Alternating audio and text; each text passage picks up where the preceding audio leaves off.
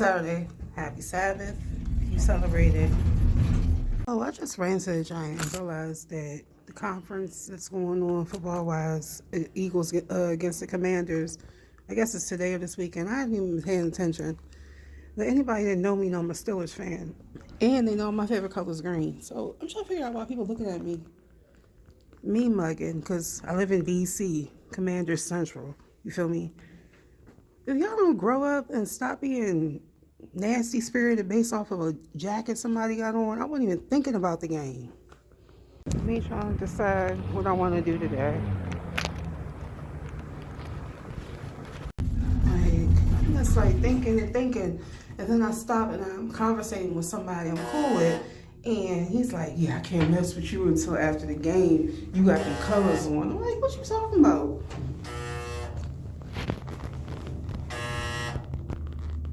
I'm chilling in my A6 and my green varsity. Like, who knew you couldn't wear certain colors on certain days? But you know, those that know me now, don't play yourself. Especially over the Commanders. They just became lit this year. Nobody before this year, even in the DMV area, was even going to the games, except the diehard fans, but those people are weird. Decided to come back in, y'all. I'm gonna find me some good movies. This guy just telling me not to go spend money today because literally somebody just asked me the same thing coming in the building. "Oh, you an Eagles fan?" I am not an Eagles fan. I love Pittsburgh. The Steelers are my team. Yeah, I'm from Pennsylvania.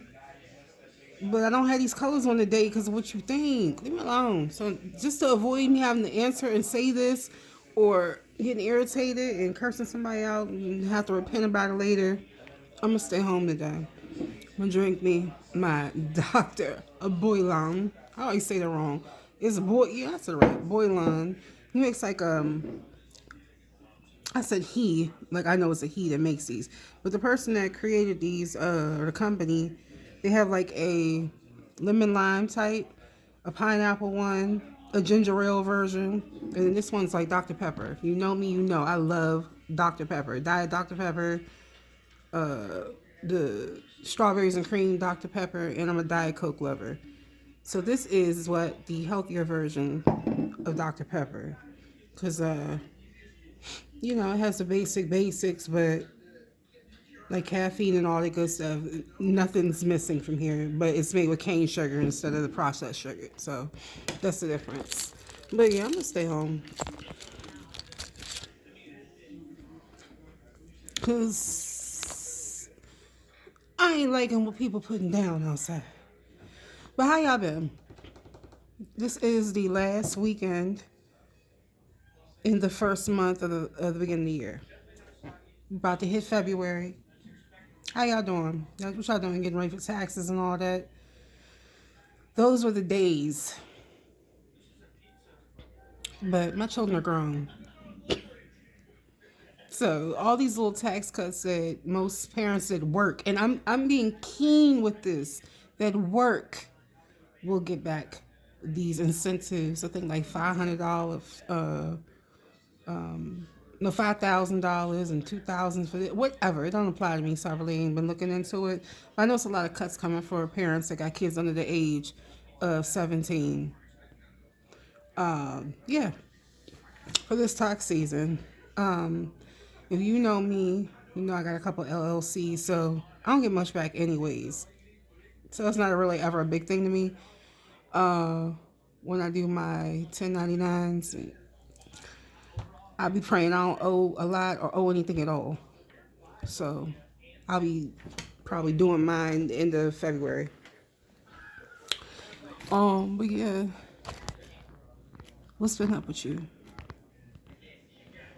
Oh guys, I got a story time.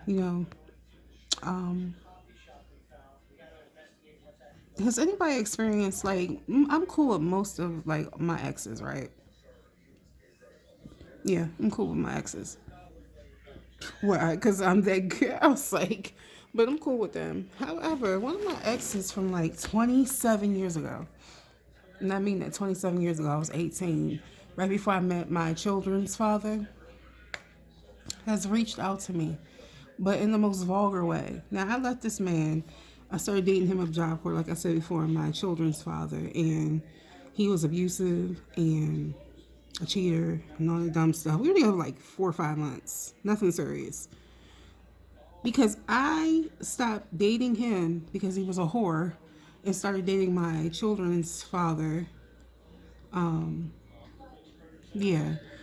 And he happened to be from DC. I'm a trader and all these things. I want to find a way to download the voicemail so I can play it on here, but he's called me everything but a child of God. First, he tried to make it seem like, oh, yeah, you've been on my mind, and I've been thinking about you. You ain't been on my mind, though, Slim. I'm glad you're alive and everything as well, because he lives out in California now. You know, you weren't affected by the fires, but you're not on my mind. As soon as I told him, like, we can be cool, happy that you're still around, but I'm not interested in going back down the path because of, how things were when we were together, turned into, oh, you's a hoe, and you is this, and you is that, and all this stuff that's not true. Y'all ever experienced that? When a person can't get their way with you and they flip mode squad, it's everything's peachy keen, and then all of a sudden out of nowhere they just lose they what on you. So yeah, I thought that was very funny, and I think I'm gonna do a story time because he literally tried to take my life of Job Corps, and I think I'm gonna include in the video a couple of the texts, but I ain't gonna lie, y'all, I was being petty and I was like arguing back through the text. I cursed him out via voicemail because he left me a deranged voicemail, but it was more funny to me than anything. Sad but funny. That makes sense. Because literally, I'm about to be 45 this year. I dated you when I was 18. You've been holding on to this for that long? Oh, and I had seen him like in 2012, right? And when me and my boys had moved back to Pennsylvania for a year, I had seen him back in 2012 and found out he was married. And so I was like, look at you, still trying to do too much. So I did that. But like, y'all, it never ceases to amaze me. They don't do right by you when they with you, but then when they not with you no more, they want you. Cecile, grow up. I said, well, how's all this going? I thought you were married to your children's father. I am married to my 3 sons' father. We're separated. We've been separated since 2007. He refuses to give me a divorce. Yeah, it's a whole nother story in itself. So I am still married, but I'm separated.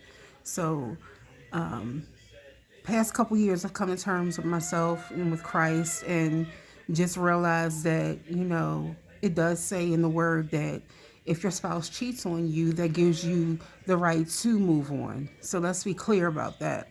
So I've been trying to do so. However, my husband, estranged husband, has been locked up now for 2 years and has 8 to serve. We're not going to get into details right now about why, but he got some time on his hands. So he's taking this to his advantage. I've sent paperwork and everything to the facility he's at to sign to look at, and he just don't want to give me up.